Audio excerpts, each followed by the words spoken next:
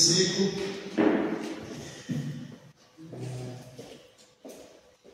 Louvado seja Deus, meus irmãos, que a graça e a paz do nosso Deus venham sobre cada um de nós, que nós possamos ser fortalecidos pelo estudo aprofundado e racional das Escrituras.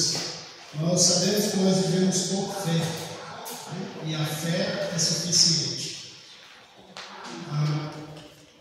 Hoje é sábado de mordomia, e mais uma vez nós vamos abordar o assunto dos dízimos, que a Escritura nos dá orientações acerca desse assunto. É um assunto que exige um estudo racional. Por quê? Não para convencer alguém de ser dizimista, porque para ser dizimista é necessário somente crer que é preciso. A fé é suficiente, mas o estudo racional ele nos ajuda a entender mais questões mais profundas desse assunto. Seguindo o conselho do apóstolo Pedro, nós devemos estar sempre preparados para responder àqueles que pedirem razão da nossa fé, sempre com mansidão, na intenção de orientar, não na intenção de convencer ou de causar algo negativo, alguma impressão negativa nas pessoas, mas sempre na intenção de orientar. Por que você é dizimista? Por que você é dizimista do caso de Deus? Então o apóstolo Pedro ele diz: estejam sempre preparados. Em 1 Pedro capítulo 3, verso 15, ele diz: santifiquem o Senhor, santifiquem a Cristo como Senhor, e estejam sempre preparados para responder com mansidão àqueles que pedirem razão da vossa fé. Então, meus queridos, hoje nós vamos responder mais 3 perguntas sobre dízimo. 3 perguntas sobre dízimo. E a primeira delas é: por que o Novo Testamento fala tão pouco sobre dízimo? E isso não seria suficiente para anular essa doutrina? E eu vou responder a vocês, nós vamos responder conforme o que está escrito. Veja bem, o fato de um assunto ser pouco abordado no Novo Testamento não significa que ele não é válido. Por exemplo, a doutrina do milênio só é abordada em Apocalipse capítulo 20. E mesmo assim não é uma doutrina anulada, apesar de terem poucos textos que abordam. Entendeu? Então, o fato de que o dízimo é pouco abordado no Novo Testamento não é argumento suficiente para dizer que ele foi anulado pelo Novo Testamento. Nós temos, na verdade, 4 vezes em que a palavra decat, em grego, que significa dízimo, aparece no Novo Testamento. E nós vamos ler esses textos, os textos do Novo Testamento, onde aparece a palavra dízimo. Abra sua Bíblia aí, vamos começar por Mateus, capítulo 23. Mateus, o capítulo 23 e o versículo de número 23. Mateus 23, verso 23.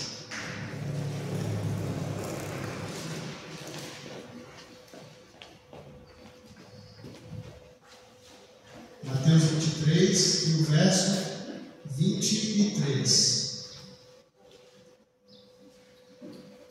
Diz assim: naquele dia,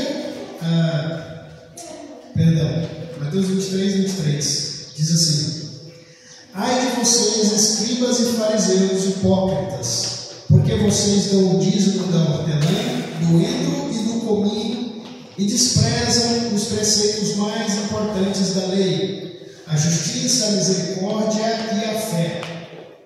Mas vocês deviam fazer estas coisas sem omitir aquelas. Ou seja, vocês deviam tanto praticar a misericórdia como serem dizimistas.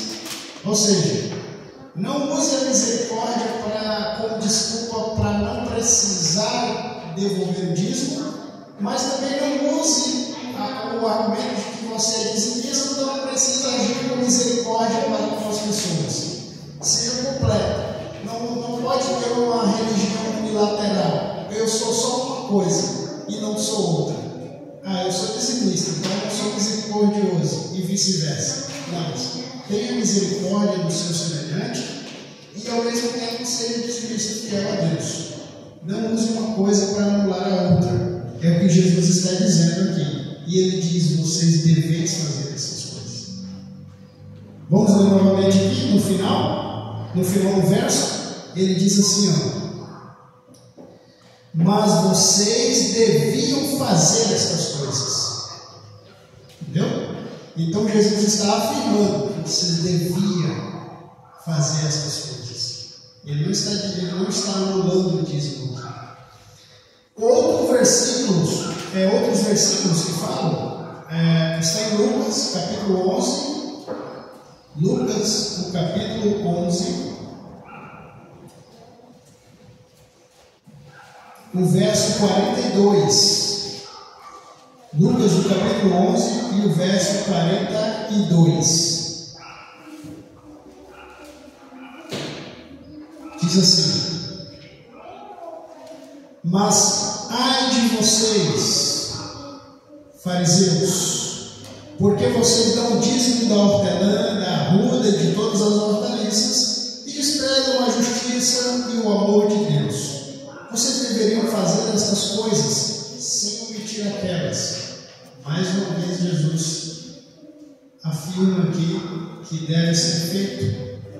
Outro versículo, capítulo 18 de Lucas. Capítulo 18 de Lucas 18, o verso 12. Lucas 18, verso 12. Diz assim: Lucas 18, 12. É a oração do fariseu ali. Ele diz assim: jejuo 2 vezes por semana e dou o dízimo de tudo que ganho. E, além desses versículos, nós temos uma orientação, nós temos ali o assunto abordado na Epístola aos Hebreus. Encontre aí na sua Bíblia, Hebreus capítulo 7. Hebreus capítulo 7. A partir do versículo 2. Hebreus capítulo 7. A partir do versículo 2. Hebreus capítulo 7. A partir do verso 2. Vamos ler até o verso 9. Diz assim: foi para ele que Abraão separou o dízimo de tudo. Primeiramente, o nome dele significa Rei da Justiça. Depois também é Rei de Salém, ou seja, Rei da Paz. Sem pai, sem mãe, sem genealogia, ele não teve princípio de dias, nem fim de existência, mas, feito semelhante ao Filho de Deus, permanece sacerdote para sempre. Verso 4. Vejam como era grande esse a quem Abraão, o patriarca, pagou o dízimo tirado dos melhores despojos. Ora, os que dentre os filhos de Levi recebem o sacerdócio têm ordem, de acordo com a lei, de recolher os dízimos do povo, ou seja, dos seus irmãos, embora estes sejam descendentes de Abraão. Entretanto, aquele cuja genealogia não se inclui entre os filhos de Levi recebeu dízimos de Abraão e abençoou aquele que havia recebido as promessas. Evidentemente, não há dúvida de que o inferior é abençoado pelo superior. Aliás, aqui os que recebem dízimos são homens mortais, porém ali o dízimo foi recebido por aquele de quem se testifica que vive. E por assim dizer também Levi, que recebe dízimos, pagou-os na pessoa de Abraão. Então nós vemos aqui que o Novo Testamento ele aborda sim o assunto do dízimo. E nós vimos também que esses textos nos dão suficientes argumentos para a permanência da prática do dízimo no Novo Testamento. Né? Agora, surge outra pergunta, né? Então, por que o exemplo de Melquisedeque recebendo o dízimo confirma a sua validade? Não é? Porque nós usamos esses versículos aqui referente a Melquisedeque para confirmar a validade.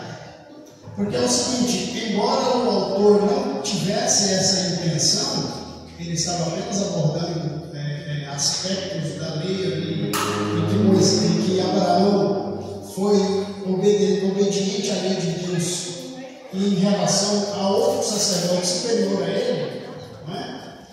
Aqui não deixa de falar sobre o dízimo. Por que é válido? É o seguinte, Levi, o povo de Israel, devolveu o dízimo para os levitas, que era uma tribo separada para receber o dízimo do povo. Porém, Abraão, que foi um antecessor, ancestral de Levi, ele devolveu o dízimo para Melquisedeque, que nem era descendente de Abraão. Então, a Epístola aos Hebreus está apontando para Melquisedeque como um sacerdote superior tanto a Abraão quanto a Levi. E ele faz uma comparação de Melquisedeque com Cristo. E ele diz que o dízimo, num momento, foi pago para homens mortais, para um sacerdócio que acabaria. No outro momento, foi pago para um sacerdote que a Escritura afirma que vive, ou seja, que permanece. E Melquisedeque aqui, ele é uma comparação com Cristo. Ele é um tipo de Cristo. Então, por que se devolve o dízimo hoje para a igreja? Porque a igreja, ela é uma extensão do ministério sacerdotal de Cristo no santuário celestial. Então, a igreja na terra, ela é uma extensão do sacerdócio de Cristo. Por isso, o dízimo é devolvido para a manutenção desse ministério aqui na terra. Ok? E a última pergunta, vai ser bem breve hoje. A última pergunta sobre dízimos é a seguinte: o apóstolo Paulo, ele não apoiava sua doutrina de manutenção do ministério em outro sistema fora do dízimo? Porque acontece que, ao ler alguns textos do apóstolo Paulo, dá a entender que ele estava propondo que a igreja agora recebesse uma outra forma de manutenção do ministério que não a forma do dízimo, que não dizimista. E nós vamos ver alguns textos em que Paulo aborda esse assunto. Ele não usa aqui a palavra dízimo, mas ele faz alusão ao dízimo no Antigo Testamento.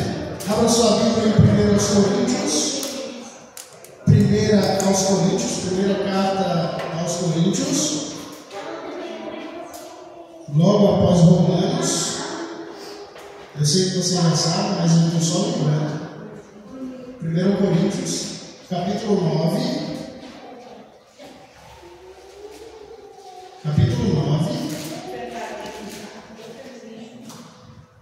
A partir do verso 6. 1 Coríntios 9, a partir do verso 6, diz assim: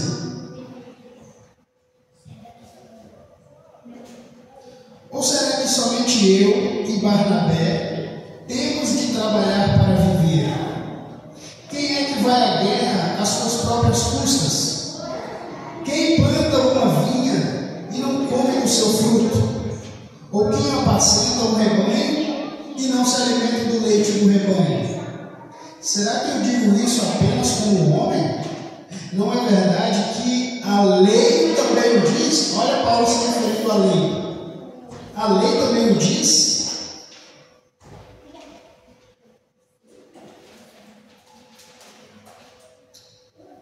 Porque na lei de Moisés está escrito: Não amarre a boca do boi quando ele pisa o trigo.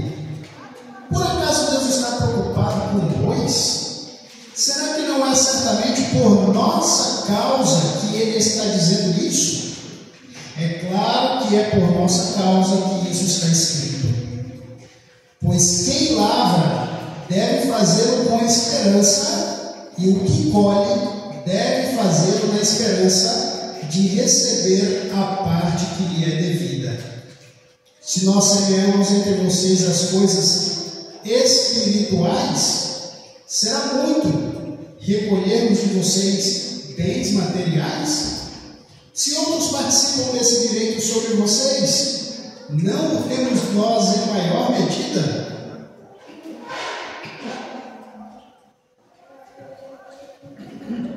Entretanto, não fizemos uso desse direito. Pelo contrário, suportamos tudo para não criarmos qualquer obstáculo ao Evangelho de Cristo. Vocês não sabem que os que prestam serviços sagrados se alimentam do próprio templo e que os que servem ao altar participam do que é oferecido sobre o altar? Assim também o Senhor ordenou aos que pregam o Evangelho que vivam no Evangelho.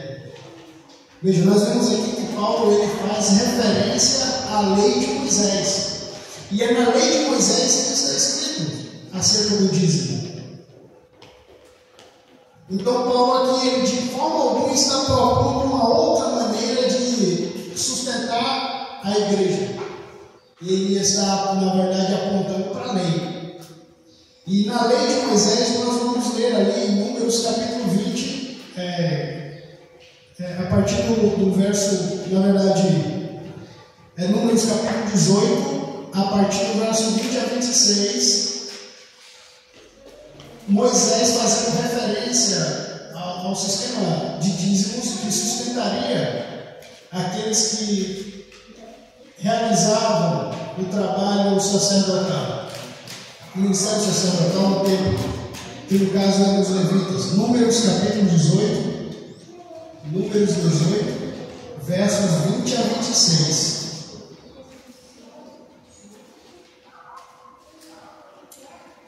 Números 18, versos 20 ao 26. Vou ler aqui na minha. Números capítulo 18, versículo 20 ao 26.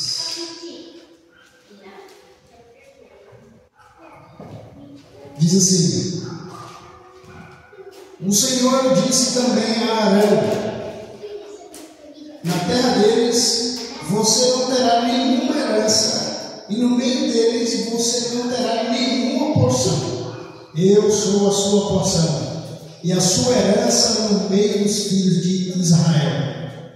Aos filhos de Levi dei todos os dízimos em Israel por herança, pelo serviço que prestam, serviço da tenda do encontro. E nunca mais os filhos de Israel se aproximarão da tenda do encontro, para que não levem sobre si o pecado e sejam mortos. Mas os levitas farão o serviço da tenda do encontro e responderão por suas faltas.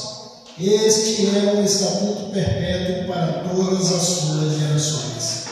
E os levitas não terão nenhuma herança no meio dos filhos de Israel, porque os dízimos dos filhos de Israel que apresentam ao Senhor em oferta, esses eu dei por herança aos levitas, porque eu lhes disse: vocês não terão nenhuma herança no meio dos filhos de Israel. O Senhor disse a Moisés: fale aos levitas e diga-lhes o seguinte: quando vocês receberem dos filhos de Israel os dízimos que eu lhes dou por herança, desses dízimos vocês apresentarão uma oferta ao Senhor. Será o dízimo dos dízimos. O dízimo dos dízimos é um assunto que nós vamos abordar na outra oportunidade. Mas aqui nós vemos que Paulo está fazendo referência a essa escritura aqui. Ele está falando aqui, ó, os dízimos foram dados àqueles que realizam o trabalho na tenda, ou seja, o serviço do templo. Vocês não leram que aqueles que fazem o serviço no templo, eles se alimentam do que é oferecido no templo, no altar? Então Paulo está se referindo ao sistema dizimal. Paulo, ele no começo ele diz: por acaso só eu e Barnabé temos que trabalhar para comer? Ou seja, temos que exercer o trabalho secular para se sustentar? Porque outros apóstolos, eles recebiam, eles já viviam somente com o Evangelho. Mas Paulo ali, entre os coríntios, ele optou pela opção de não receber. E nós vamos descobrir por quê. Por que Paulo optou pela opção de não receber dízimos dos coríntios aqui nessa ocasião? E você abre em 2 aos Coríntios. Você abre sua Bíblia aí na segunda carta aos Coríntios, no capítulo 11. Segunda carta aos Coríntios, capítulo 11. A partir do versículo 5, segunda carta aos Coríntios, capítulo 11, a partir do versículo 5, diz assim: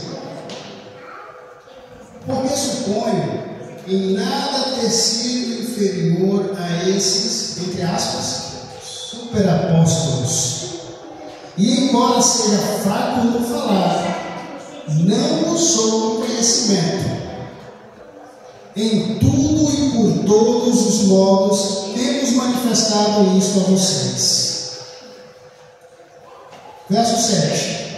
Será que cometi algum pecado pelo fato de viver humildemente para que vocês fossem exaltados, visto que lhes anunciei o Evangelho de Deus sem cobrar nada? Tirei de outras igrejas, recebendo salário, para poder servir a vocês. Vamos fazer um parênteses aqui. O que Paulo está dizendo aqui? Que existia entre os coríntios, ali, entre aquela região, alguns que se autodenominaram apóstolos, e Paulo faz até um sarcasmo, né? Super apóstolos, que cobravam.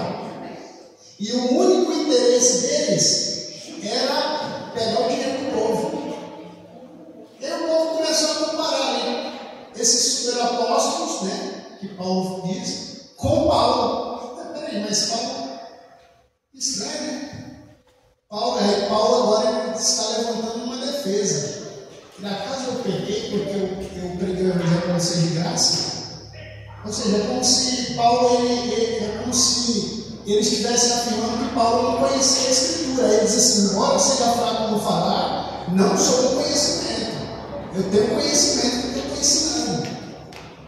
Ele diz assim: embora seja, parece que quando eu estou falando com vocês, parece que eu sou fraco, mas o meu conhecimento é forte. Eu sei que eu conheço, eu entendo o que eu estou ensinando. Porque Paulo não cobrava para os coríntios. Mas aí ele diz: embora eu não tenha cobrado de vocês, embora eu tenha andado humildemente entre vocês, não cobrando nada pela pregação do Evangelho, recebi salário de outras igrejas. Vocês leram aí? Vocês leram aqui? Então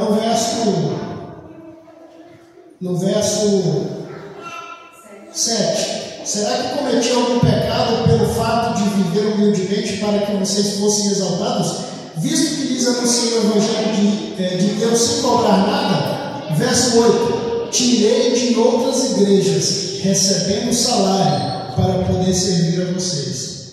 Veja, entre os coríntios, ele optou por não receber por causa desses falsos apóstolos que já estavam por ali disseminando uma doutrina na qual o único objetivo exclusivo era tirar o dinheiro dos fiéis. E Paulo falou: eu não vou cobrar porque eu vou pregar o Evangelho verdadeiro de graça para eles. Mas ele recebia salário de outras igrejas. Então Paulo não está aqui anulando o fato de receber salário, do pastor receber salário. E veja, Continuando aqui, o verso 9, ele diz: e estando entre vocês, ao passar privações, não me fiz pesado a ninguém, pois os irmãos, quando vieram da Macedônia, supriram o que me faltava. Em tudo me guardei e me guardarei de ser pesado a vocês. Veja, a preocupação de Paulo era com os fiéis, era com a igreja, com as pessoas da igreja. Era a preocupação maior. Por isso ele falou assim: eu não vou receber nada deles, porque o meu interesse é deles, o meu interesse é na salvação deles, o meu interesse é em apresentar Cristo como Salvador deles. E para que nada venha atrapalhar, eu não vou receber nada deles nesse caso. Uma situação que exigia de Paulo essa estratégia de não receber nada dele. E Paulo, mas aqui ele não está anulando o fato de um pastor que vive do Evangelho receber salário. Ele mesmo disse: eu recebi salário de outras igrejas. E queridos, no verso 11, ele diz o seguinte: de tudo isso, ele diz: por quê? Será que é porque não amo vocês? Deus o sabe. Paulo suportou muitas privações, açoites, tudo por amor aos fiéis. Ele não recebia nada deles por amor a eles mesmos. Será que é porque eu não amo vocês? Deus o sabe. É porque eu amo vocês. É por isso que eu ensino o Evangelho a vocês de graça, para não atrapalhar a caminhada de vocês com Deus. Que é interessante o ser humano, né? Porque se ele cobrasse, teria aqueles que o compararia a ser igual aos outros. Está vendo? Esse ele é igual aos outros. Esse aí só pensa em receber, só pensa em pedir dízimo e oferta. Está vendo? Ele é igual aos outros. Mas aí, como ele resolveu não cobrar, ele falou assim: está vendo? Ele é fraco no ensino. Porque ele não ensina que tem que receber. É interessante o ser humano, né? Interessante. Mas Paulo, ele não está aqui anulando o fato de um pastor, de alguém consagrado ao ministério, que vive exclusivamente para isso, receber salário para essa função. E nós veremos outros textos aqui, que 1 Timóteo, capítulo 5, eu não anotei aqui, mas eu estou lembrando. 1 Timóteo, capítulo 5,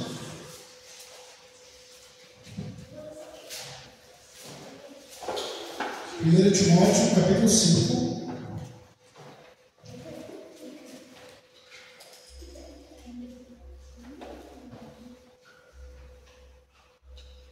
ele diz assim: 1 Timóteo, vou esperar vocês encontrarem. 1 Timóteo,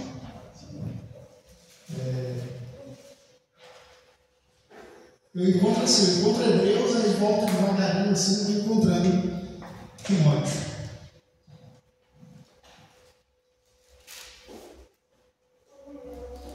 Capítulo 5.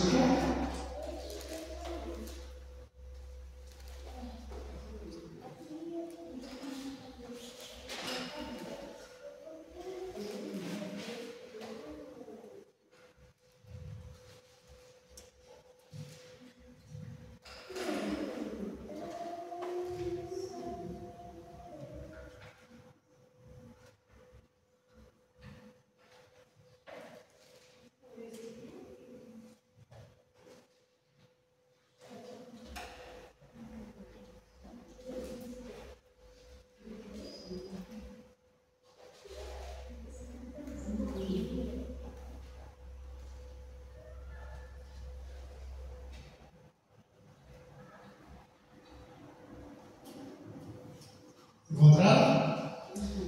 Capítulo 5, verso 17 e 18. Ele diz assim: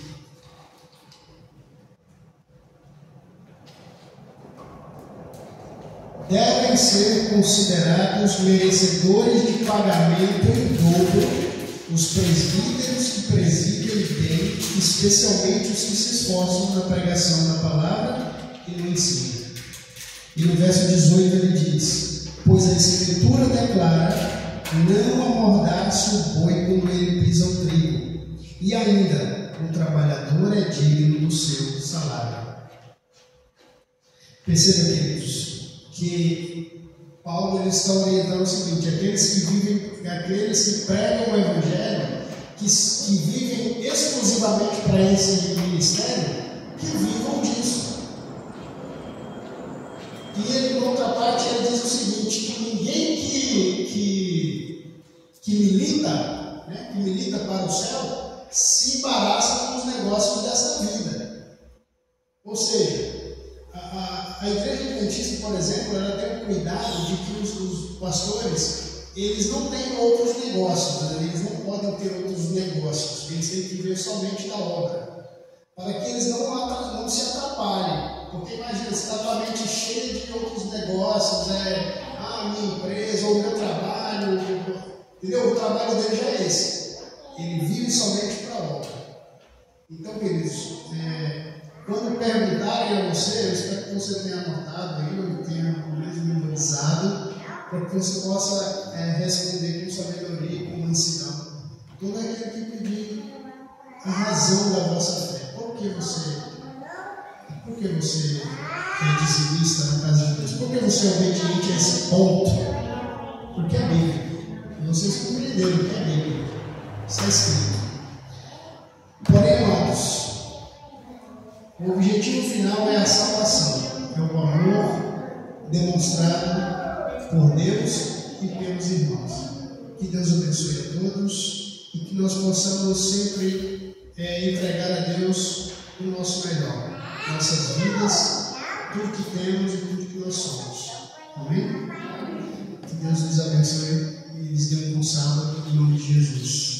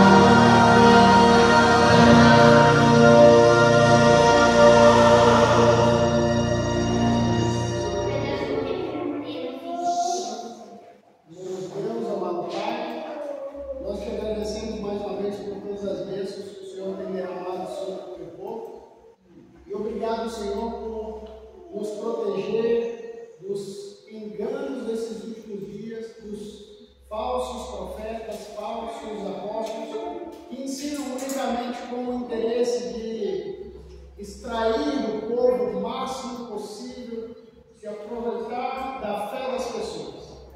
Nós queremos te agradecer por esse privilégio que o Senhor nos dá de conhecer tudo aquilo que está escrito. E pedimos, Pai, que derrame tuas bênçãos sobre nós e nos ajude a sermos obedientes a tudo aquilo que está escrito e a viver de acordo com a maneira melhor que te agrada.